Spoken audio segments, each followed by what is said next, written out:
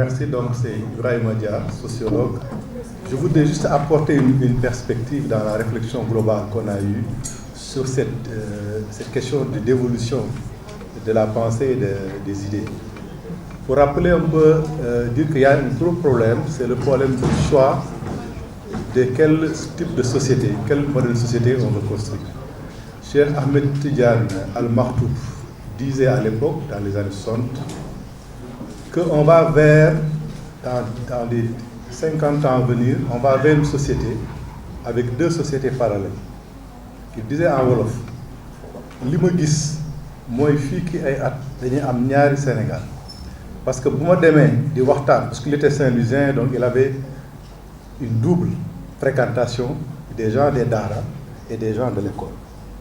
Alors il disait bu ma demee di waxtaan ak borom daara yi ñu nekk si daara yi dañuy jëw ñu jàng école dañuy wax ñu jàng école ay woyu lañu ndax boo leen gisee ñu sol seen ay chemise ak ay cravate nu mu tàng ñu sol ay cravate donc il est stigmatisé en disant que ay naan ko du sàngara ainsi de suite mu ni bu ma demee si ñi nekk si daara yi ñi nekk si école bi waxtaanu ñoom ñun ma waa daara ay dof lañu ndax boo leen gisee ay seen sikkim ak seen ay yëre yu këjëg yu demee noonu donc mu ni ëllëg dañ nar a am société bu nga xam ni ay dof ak ay woyu ñoo ko nar a seq mu ni boobaa fan la ñu jëm.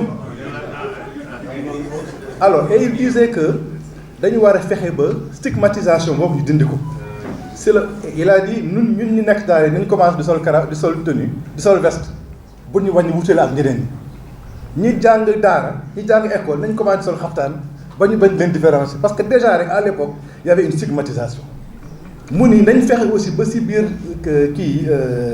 si biir daayira yi ñu fexe ba ñu jàng école ñu leen di def ay imam wala ay naayam parce que bu ñu amee société à deux vitesses avec deux itinéraires de formation on va vers la catastrophe et c'est à ça qu'on a abouti aujourd'hui. On a une élite intellectuelle francisée avec une élite intellectuelle arabisée et il s'est ajouté aussi une troisième élite, c'est l'élite endogène. Ñi nga xam ne cette élite là ils n'ont pas fait l'école française, ils n'ont pas fait l'école truc et ils développent une autre culture. Donc on a trois cultures, trois itinéraires qui s'affrontent. Et le rapport de force était favorable à l'élite intellectuelle francisée. Aujourd'hui, le rapport de force est en train de changer et d'aller vers l'autre camp. Parce que sans cette politique culturelle, sans cette perception que la politique culturelle, c'est pour un projet de société, mais que la culture était considérée comme une affaire d'élite et une affaire de manifestation culturelle, c'est-à-dire les manifestations de la culture, mais pas la culture, on a construit une société qui est actuellement en danger. Et c'est ça le véritable enjeu sur lequel nous devons réfléchir. Et pour ça, il faut créer des ponts. Je pense que ce que René est en train de faire, la connexion est excellente, mais c'est une connexion entre nous encore francisés.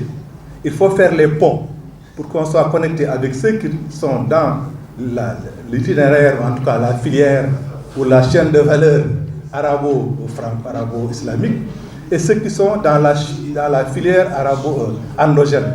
Et aujourd'hui, moi qui suis souvent fréquent dans les milieux ruraux, il y a une production artistique extraordinaire qui se fait en milieu rural par la production endogène, par ce qu'on appelle l'élite endogène. Et cette élite endogène-là, elle a une très grande influence. L'élite aussi arabo-islamique fait de la production extraordinaire de textes, de littérature, d'images. Il y a des choses qui sont imaginées, il y a des productions artistiques qui se font.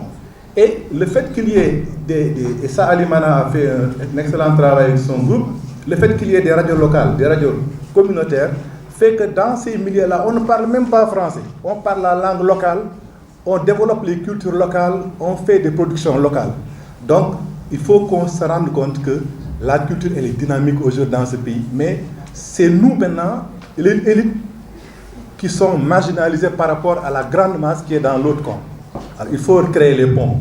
Et si on ne le fait pas, on va vers la catastrophe. Merci.